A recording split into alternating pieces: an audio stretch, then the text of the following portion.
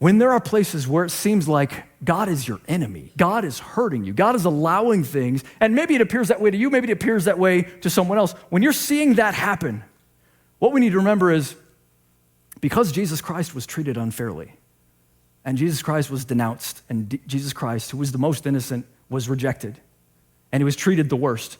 Because of that, I will be vindicated at some point, and good will come of this. I will be vindicated at some point, maybe not today, but I will be vindicated about everything at some point, and good will come of this, just like good came for Job, but even more importantly, just like it came for Jesus. He says, my Redeemer lives. Now, there's a Redeemer. Folks who were under Israelite law, they knew there were redeemers. If your family member gets in a lot of trouble, okay, if maybe the spouse that's supposed to be taking care of the money around here dies, there's a relative, the Redeemer, the kinsman Redeemer, who has to sweep in, and they have to defend them, they have to rescue them, they have to go get them and protect them. They can't just let them fall away. And Job is saying that there's a Redeemer for me who's going to come. For those of you who remember, who are familiar with the story of Boaz and Ruth, Boaz is the Redeemer. He's supposed to come in and rescue everybody. And Job says, that's who my God really is. Even though I feel like he's my enemy, he's the one who has to come in and defend me and avenge me and rescue me. And it's the cry of his heart. But my friends, it's more than the cry of Job's heart. It's the reason, one of the reasons for Christmas. It's the reason Jesus was sent. It was sent to be the Redeemer and the Redeemer that lives. Jesus was sent to be the Redeemer. Christmas is not just about extra lights on the Christmas tree. It's not just about eggnog. It's not just about terrific meals. Those are great things to bring along. But Christmas is about the fact that I find myself on the doomed planet and I need a Redeemer. Yeah. I find myself on the planet where everything is going wrong.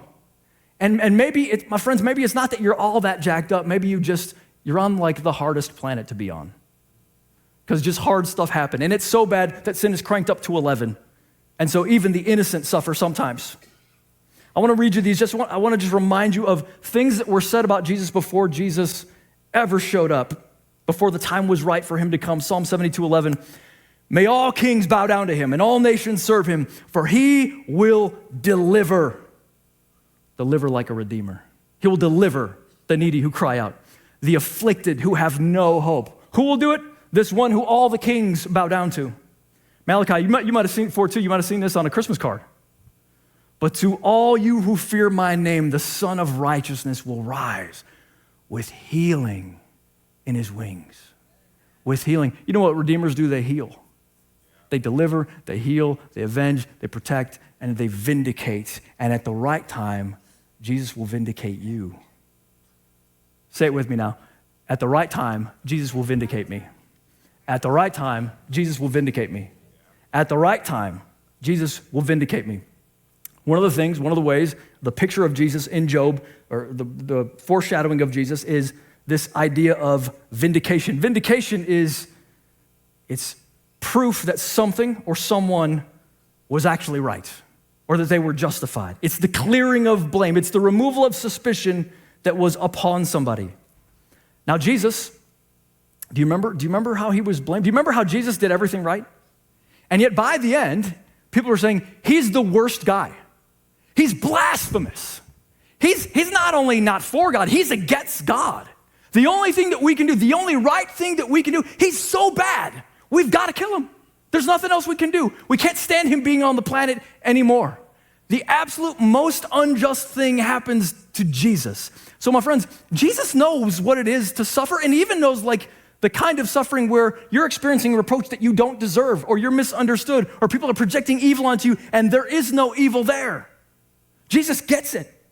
And when we experience loss and suffering, Jesus says, just so you know, as your Redeemer, I experienced all the loss for you. Now, you might even be able to squeak by with the idea, yeah, but see, Carter, you have sinned. So you do kind of deserve to suffer. But check this out. Jesus didn't sin ever. And yet, he suffered for your and my sin. So our reproach could be taken away. People said about Jesus, he's wrong. And people will say right now, people will say about you and me, but they're wrong. They're bad. They did the wrong thing. They made the wrong call. They were irresponsible. They failed at that season of life. They missed it. People will say that now. But there comes a day when they'll stop saying that because you'll be vindicated. For those of us who trust in the approval that is given as a gift from Jesus Christ, as we believe him, he will vindicate us at the right time. I know that you're having a hard time believing it, so let me just take you to the scripture so you know for sure that it's true.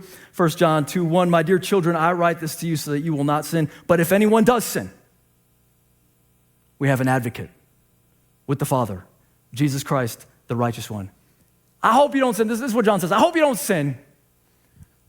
But when you do, because you will, you've already got an advocate. You're already covered. There's already someone who's thinking about you. There's already a Redeemer on the way. There's already a Redeemer actually that's made room for it.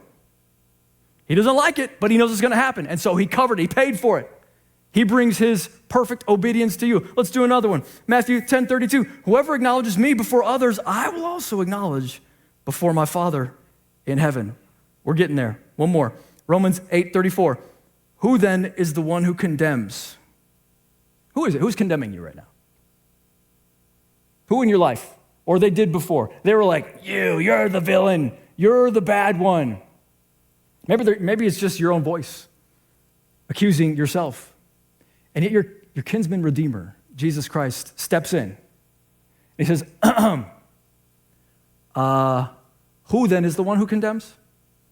No one. Jesus Christ, who died, more than that, who was raised to life at the right hand of God and is also interceding for us. He doesn't condemn you. He accepts you. He completely covers any.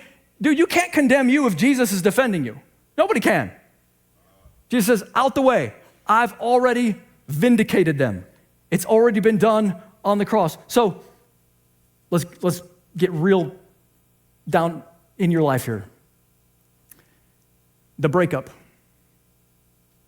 that people swear was your fault, and yet they were the one cheating on you. Or the family failure that you did everything in your power to stop from happening, and yet you're the one who gets told you're the problem around here.